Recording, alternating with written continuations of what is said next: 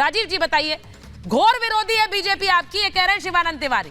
मुझे सिर्फ इस बात में दिलचस्पी है कि नीतीश कुमार क्या फिर से अगर जाएंगे बीजेपी के पास तो उसके पीछे कारण क्या है सर? कोई कह रहा है आरजेडी पार्टी तोड़ रही थी, कोई कह रहा है उन्हें पीएम नहीं बनाया इसलिए गुस्सा है वो, कोई कह रहा है कि उन्हें शायद एनडीए के साथ ही आगे भविष्य दिख रहा है। अब देखिए, सबसे पहली बात तो यह है कि हम इंडिया गठबंधन के साथ हैं। इंडिया गठबंधन को लेकर के जो भी मैंने बातें कही जी, वो इंडिया गठबंधन के भविष्य को बेहतर बनाने की दिशा, जो नीतीश कुमार जी ने संकेत दिए पार्टी की ओर से, जो बातें कांग्रेस नेतृत्व को कही गई उसको मैंने दोहराया है। लेकिन इसका अर्थ ये नहीं है कि हम इंडिया ब्लॉक से बाहर हैं। हम इंडिया गठबंधन के साथ हैं। इंडिया गठबंधन के रचयिता, इसके सूत्रधार, इसके प्रमुख शिल्पकार नीतीश कुमार जी हैं और बगैर उनके इंडिया गठबंधन की कल्पना भी नहीं की जा सकती है। इसीलिए ये पूरी तरह से एक हाइपोथेटिकल सिचुएशन है। इस पर अभी रिएक्ट करने का कोई मतलब नहीं है कि कल क्या होगा। मैंने आपको कहा हम इंडिया गठबंधन के साथ 2025 तक के लिए जनता का जनादेश है और जनता से किए वायदों को हम पूरा करने का जनादेश इनके साथ नहीं था। कई बार बड़ी मुश्किल हो जाती है मंजे हुए प्रवक्ताओं के लिए भी, क्योंकि उनको ये एक तस्वीर दिखानी होती है जनता को कि सब कुछ ठीक है, लेकिन कुछ समय बाद जब वो तस्वीर बदलती है तो फिर वो बोलना जो बयान देने पड़ते हैं फिर वो भी बड़े आराम से दे लेते हैं प्रवक्ता। ये भी मैं जानती हूँ, वो उन्हें कोई दिक्कत नहीं होती क्योंकि तस्वीर बदलती है, ये वो जान रहे हैं। मैं एक बार कुंतल जी आपसे पूछ लेती हूँ, आपने अभी कहा, आपने अभी जिस तरह का बयान दिया, मुझे तो हैरानी हो रही है कि आप नीतीश कुमार के लिए कह रहे हैं कि अभी हम बीजेपी अलग से सरकार बना सकती है, हमें नीतीश कुमार की जरूरत नहीं है। अभी तक क्या कहा गया आपको, क्या बोलना है कैमरे पर? सुचरिता जी, भारतीय जनता पार्टी बहुत स्पष्ट शब्दों में अपने मत को रख रही है। अगला मुख्यमंत्री भारतीय जनता पार्टी का ही होगा। बिहार में भारतीय जनता पार्टी के नेतृत्व वाली सरकार ही बनेगी।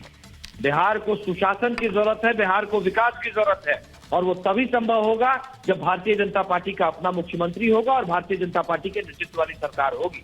नीतीश कुमार जी से हमें परेशानी है, हमें विरोध है नीतीश कुमार जी से। नीतीश कुमार जी ने बिहार को फिर से जंगल राज में तब्दील कर दिया। ये नीतीश कुमार जी के ही कारण हुआ कि बिहार में लालू जी और उनका परिवार फिर से सत्ता में आ गया।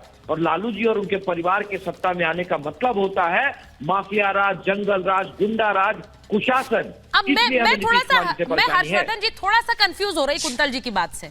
अब या तो ये पोस्चरिंग करने के लिए इन्हें कहा गया है, देखिए मैं सच बोल रही हूँ, या तो ये पोस्चरिंग बीजेपी को कहा गया है नेताओं को कि भाई कहिए जिससे दबाव पड़े नीतीश कुमार पर, सीएम वो नहीं बनेंगे, बीजेपी अपना सीएम चाहती है, या फिर अभी भी जो बात प्रोफेसर साहब कह रहे हैं उसमें कुछ दम है, नीतीश कुमार को आरजेडी बनाने की कोशिश कर रही हो, क्या रहा है भाई?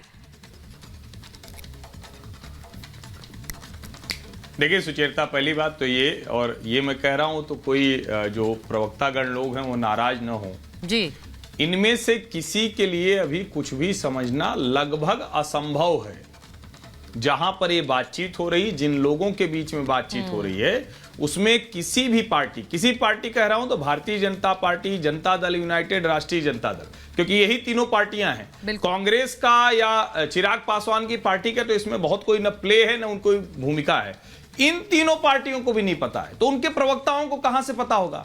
अगर पता होता तो क्या आपको लगता है कि सम्राट चौधरी जो भाजपा के अध्यक्ष हैं बिहार को, उनको असहज सवालों का सामना न करना पड़ता? क्या तेजस्वी यादव नीतीश कुमार के कार्यक्रम में न आते और बीच की दूरी दिखती और नीतीश कुमार इस तरह के बयान देते? क्या आपको लगता है कि नीतीश कुमार और तेजस्वी एक साथ अभी 2 मिनट के लिए एक साथ खड़े हों और कहें कि क्या फालतू की बात आप लोग सुबह चला रहे हैं, मीडिया वाले हंगामा कर रहे हैं, सूत्र खेल रहे हैं?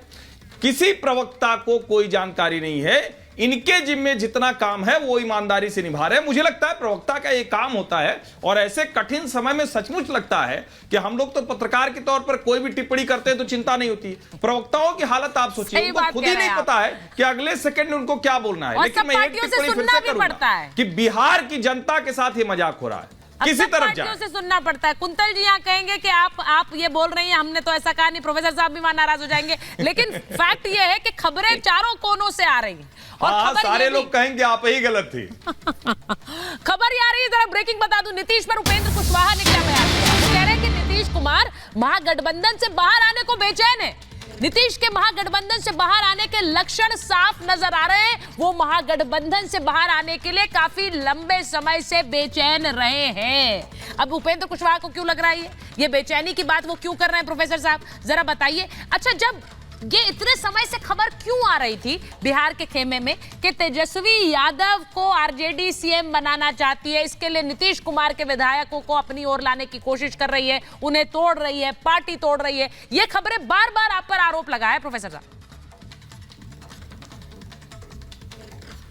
नहीं, देखिए इसमें कोई सच नहीं है। और ये बात कहाँ से चलती है, सूत्र कहाँ से निकलते हैं, खबर कौन बनाता है, कौन बनवाना चाहता है, उसका एक अलग ही दुनिया है। जो सही बात तो आपको जो दिखाना चाहिए और दिखाते भी हैं कि बिहार में सरकार ने जनता के हित में, युवाओं के हित में और हर विभाग में आप देखिए कि काम हो रहा है, चाहे शिक्षा हो, चाहे अस्पताल हो, चाहे नौकरी हो। ये सही बात है और यही मैं आज भी कह रहा हूँ कि ये भारतीय जनता पार्टी के लिए समस्या का कारण हो सकता है कि वो 20 महीना में जो 19 लाख रोजगार देने की बात की थी, 19 भी रोजगार नहीं दे पाई थी। उसके लिए परेशानी का कारण हो सकता है कि ये लोग 10 लाख नौकरी और नीतीश कुमार जी जब साथ आए तो बोले 10 लाख रोजगार भी देंगे और वो सही साबित हो रहा था। और नियुक्ति पत्र का जो ये श्रृंखला चला उसका अनुकरण केंद्रीय सरकार को करना पड़ा, मोदी जी को करना पड़ा। ये समस्या का कारण हो सकता है कि मुद्दे भारी पड़ रहे थे। आप लोग स्पष्टीकरण मांग रहे हैं कि नहीं मांग रहे, लेकिन कांग्रेस ने तो स्पष्टीकरण मांग लिया नीतीश कुमार से। वो कह रहे हैं नीतीश स्पष्ट करें आखिर वो क्या कर रहे हैं, जरा बताएं। कांग्रेस एमएलए एकजुट हैं, ये कह रहे हैं प्रेमचंद्र जी, और उन्होंने कहा है कि कांग्रेस से तो एकजुट है लेकिन हमें बताएं कि नीतीश क्या चाह रहे हैं। नीतीश कुमार को स्थिति स्पष्ट करनी चाहिए। ये ब्रेकिंग न्यूज आपको बता रही हूं, यानी कांग्रेस ने मांग लिया है स्पष्टीकरण इस पूरे मामले में।